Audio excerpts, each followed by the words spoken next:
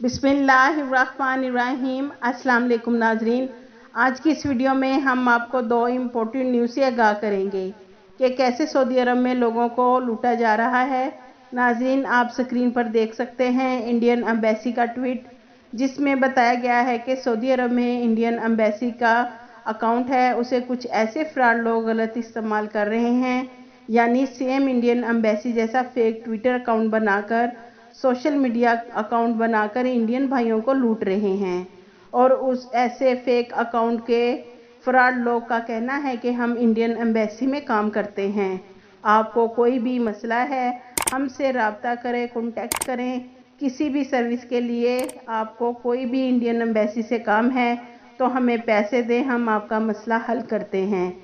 तो नाजरीन, Indian embassy ने ऐसे फ्रॉड लोग से खबरदार किया है कि कोई भी सर्विस या SMS social media Indian embassy के अकाउंट पर करे तो पहले कंफर्म कर लें कि वो सही अकाउंट है जिससे आपने रब्ता किया है या फेक अकाउंट है। दूसरा ये कि जो इंडियन भाई इंडिया से मालदीव और मालदीव से सऊदी अरब आ रहे हैं, उनके लिए इंतहाई अफसोसनाक न्यूज़ है कि मालदीव की अथॉरिटी ने इतने रूल्स रेगुलेशन बना दिए हैं विजिटर के लिए, जिसको फॉलो तो किया जा सकता है, लेकिन इसके साथ साथ ये भी वार्निंग दी है कि ये रूल्स रेगुलेशन भी चेंज हो सकते हैं जब भी मालदीव की गवर्नमेंट को ज़रूरत महसूस होगी।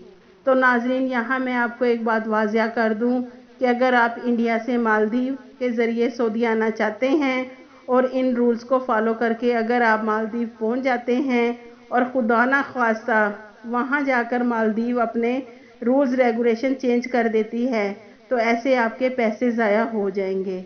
तो लिहाजा नाजरीन, आप अभी थोड़ा वेट करें, आप मालदीव के ज़रिए सऊदीया अभी आने का फ़ैसला ना करें। नाजरीन, मज़ीद परेशानी से बचें ताकि आपको ज़्यादा परेशानी का सामना ना करना पड़े। आपके कीमती वक्त का शुक्रिया।